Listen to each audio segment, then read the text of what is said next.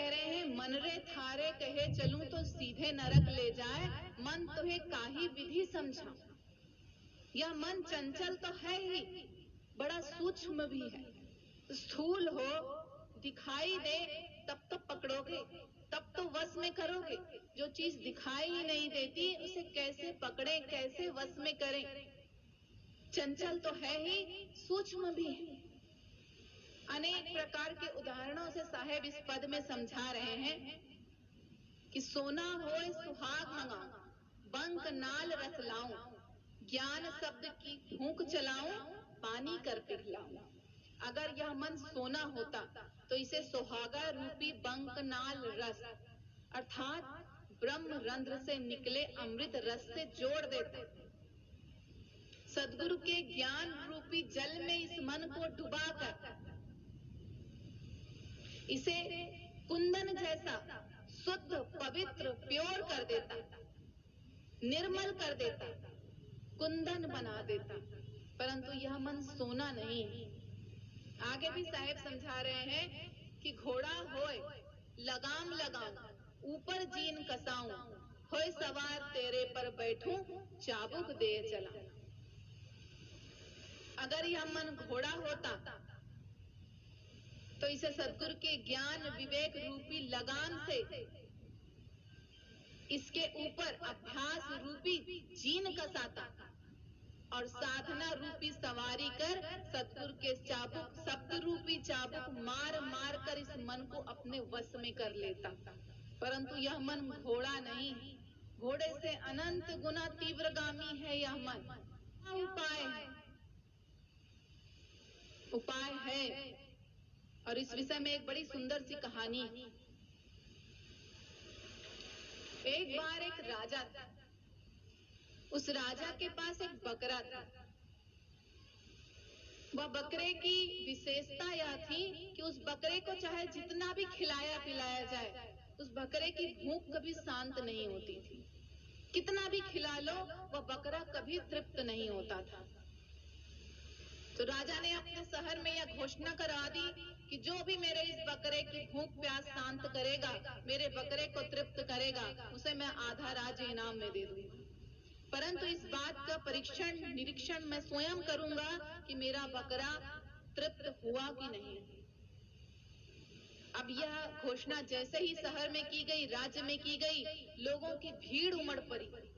एक बकरे को तृप्त करने मात्र से आधा राज्य कौन नहीं चाहेगा। लोगों की भीड़ उमड़ पड़ी। सभी उस बकरे को ले जाते, दिन भर खूब खिलाते पिलाते, बकरा खा खा कर थक जाता, तब उसे राजा के पास वापस ले आते और राजा उठकर थोड़ी सी हरी घास उसके सामने डाल देता और बकरा वापस शुरू। लोग निराश होकर वापस जाने लग गए और कहने लगे कि जरूर ये बकरा विचित्र बकरा है, ऐसे कोई साधारण बकरा थोड़ी ही है कि राजा अपने आधा राज्य हमें उठाकर दे दे एक बकरे की भूख शांत करने के लिए। जरूर ये बकरा विचित्र बकरा है। अब उस राजा के राज्य में एक संत रहते थे। संत जी ने जब यह घोषणा सुनी, लोगों की यह बातें सुनी, तो राजा के दरबार में पहुंच गए और बोले, राजन, मैं आपके इस बकरे की भूख शांत करके दूंगा, मैं इस बकरे को तृप्त करके दिखाऊंगा आपको। तो राजा ने कहा, सबने प्रयास कर लिया संत जी, कोई नहीं कर पाया। आपके विश की बात नहीं है, ठीक है, आप भी ले जाइए, कर लीजिए, देख लीजिए प्रयास करके। तो संत जी उस बकरे को लेकर अपने घर आ गए और एक खूंटे से उस बकरे को बांध दिया और बांधकर थोड़ी सी हरी घास उसके सामने डाल दी। अब जैसे ही बकरे ने हरी घास देखी, दौड़ पड़ा उसे खाने के लिए। और जैसे ही बकरा हरी घास खाने के लिए दौड़ा, संत जी एक डंडा लिए बैठे थे। जैसे ही बकरे ने घास की तरफ मुंह किया, संत जी ने डंडा उठाया और उसके मुंह पर मार दिया। बकरा हड़बड़ाकर पीछे हट गया। अब यह क्रम बन गया, जैसे ही बकरा घास खाने के लिए मुंह करता, संत जी वहीं बैठे रहते, एक डंडा उठाकर उसके मुंह पर। जैसे ही वह घास खाने के लिए फिर आगे बढ़ता, बकरे के मुंह पर संत जी वापस एक डंडा। सुबह से शाम हो गई, यही क्रम चलते रहा। घास खाने को दौड़ता, संत जी एक डंडा उसके मुंह पर मारते। परिणाम क्या हुआ? उस बकरे के मन में यह धारणा बैठ गई कि हरी घास खाऊंगा तो मार पड़े। और जैसे ही यह धारणा बैठी, कितना भी भूखा प्यासा क्यों न था, घास नहीं खाई, क्योंकि यह बात बैठी हुई थी कि हरी घास खाऊंगा तो मार पड़ेगी।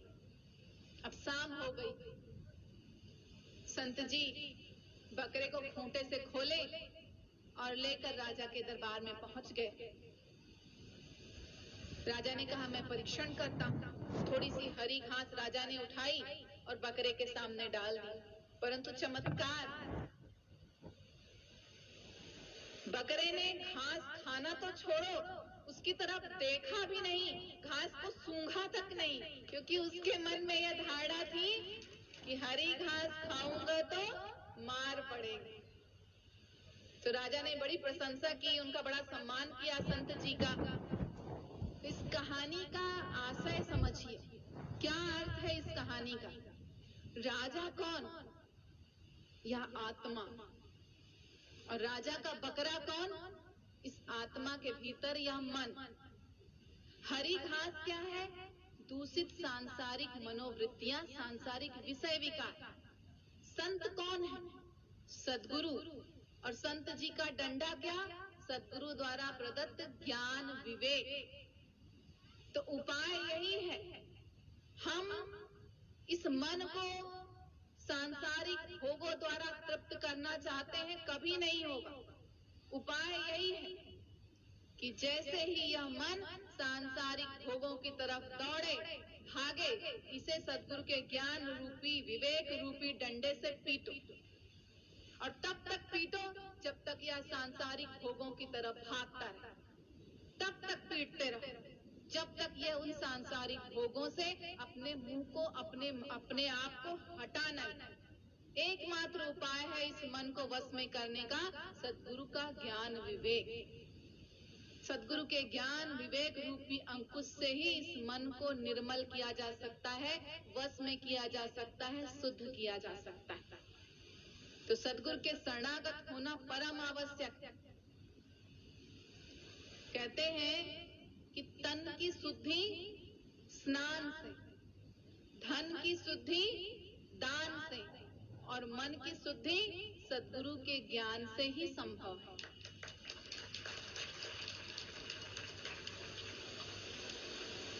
साहेब इस पद में आगे कह रहे हैं कि हाथी होए जंजीर गढ़ाऊं, चारों पैर बंधाऊं, होए महावत सिर पर बैठूं, अंकुश दे चला। साहेब इस मन की तुलना हाथी से क्यों कर रहे हैं? देखिए, हाथी जो होता है, जब वह मद में चूर मतवाला होता है तो बड़े बड़े जंगल को नष्ट कर देता है, बड़े ऊंचे ऊंचे पेड़ों को गिरा देता है, घरों को तोड़ देता है, सामने आए जीवों को कुचल देता है। वैसे ही सांसारिक विषय वासनाओं के मद में चूर यह मन मनुष्य के जीवन को नष्ट कर देता है।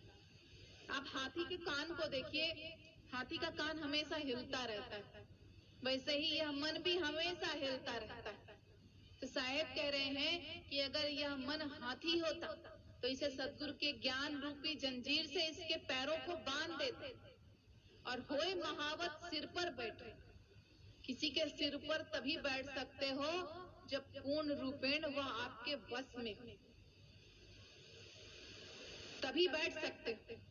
तो महावत साधक के रूप में साधना रूपी सवारी करके इस मन को पूरे रूप से अपने वश में करके सद्गुरु के शब्द रूपी अंकुश मार मार कर इसे शुद्ध कर देता, निर्मल कर देता, पावन कर देता।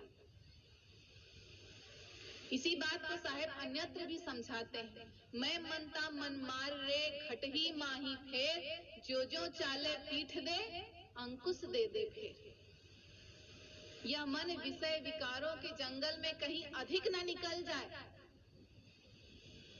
और फलस्वरूप अपने जीवन को धन्य बनाने के लिए ज्ञान मार्ग से हट ना जाए, अपने वास्तविक स्वरूप को भूल ना जाए, अपने लक्ष्य को भूल ना जाए। इसलिए सद्गुरु के शब्द रूपी अंकुश मार मार के इस मन को वश में करना है। इस पद में अन्यत्र भी साहेब कह रहे हैं, आगे कह रहे हैं कि लोहा होए तो अरण मंगाऊं, ऊपर धुआं धुआऊं, धुआं की घनघोर मचाऊं, मंतर तार खिंचाऊं। अगर यह मन लोहा होता तो इसे अरण, अरण अर्थात अहरण, जो लोहे की निकाय होती है जिसपे लोहे को गर्म करके पीटा जाता है, तो अगर यह मन लोहा होता तो इसे सद्गुरु के ज्ञान रूपी अरण पे, लोहे की निकाय, ज्ञान रूपी निकाय पर खूब तपाकर, लाल करके, पीट पीट कर मंतर तार खिंचाऊं, साहेब से एक तार कर देता। और पद के अंत में साहेब कहते हैं, ज्ञान चाहिए ज्ञान सिखाऊं, सत्य की राह बताऊं, कहे कबीर सुनो भई साधो, अमरापुर पहुंचा।